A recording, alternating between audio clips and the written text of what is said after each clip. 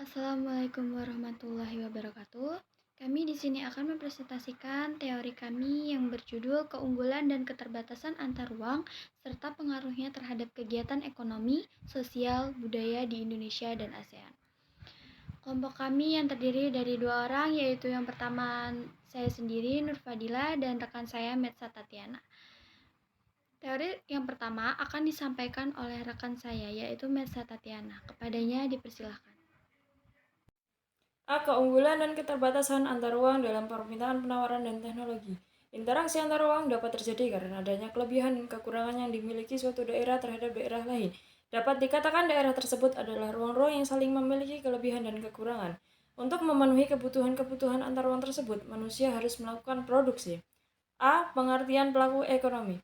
Pelaku ekonomi adalah orang atau lembaga yang melakukan kegiatan ekonomi.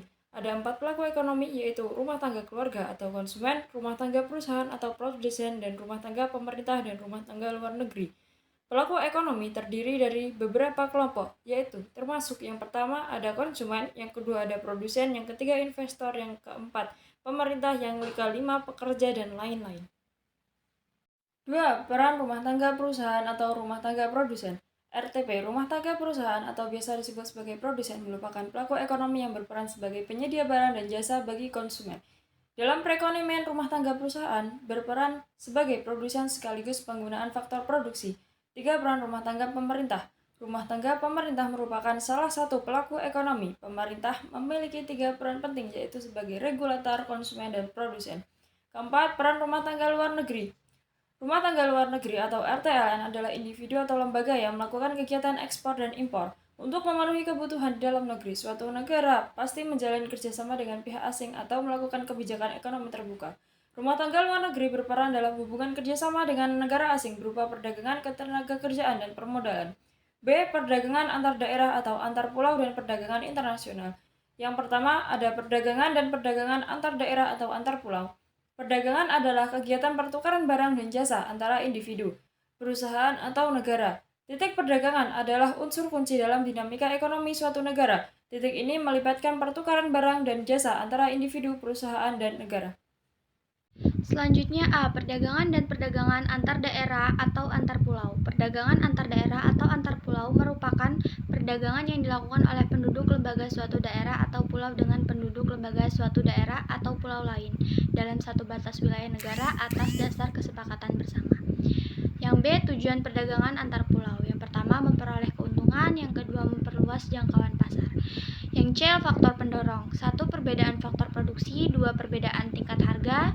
Yang D, manfaat perdagangan. 1. Menyediakan alternatif alat pemuas kebutuhan bagi konsumen. Yang kedua, meningkatkan produktivitas pemasaran produk. Yang ketiga, memperluas kesempatan kerja bagi masyarakat. Yang kedua, perdagangan antar negara. Perdagangan antar negara yang dimaksud adalah individu atau lembaga dari negara kita yang menjual atau membeli barang dari individu atau badan yang ada di luar negeri. Terjadinya aktivitas perdagangan antar negara akan menimbulkan aktivitas yang dinamakan ekspor dan impor. Manfaat perdagangan antar negara yang pertama, memperoleh keuntungan. Yang kedua, memperoleh barang yang tidak dapat diproduksi di dalam negeri. Yang ketiga, menjalin persahabatan antar negara. Yang keempat, transfer teknologi. C. Penguatan ekonomi maritim dan agrikultur di Indonesia.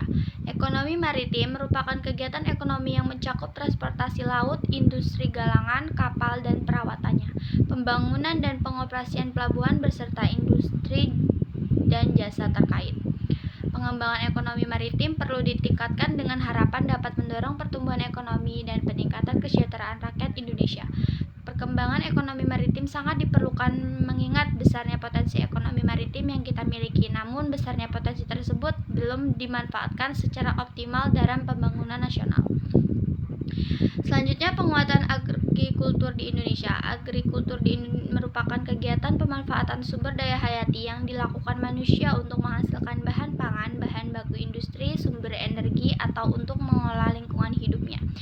Peran agrikultur di Indonesia. Perkembangan agrikultur atau pertanian di Indonesia mempunyai peran penting, antara lain potensi sumber daya alam yang besar dan beragam, bangsa terhadap pendapatan nasional yang cukup besar, besarnya pangan terhadap ekspor nasional.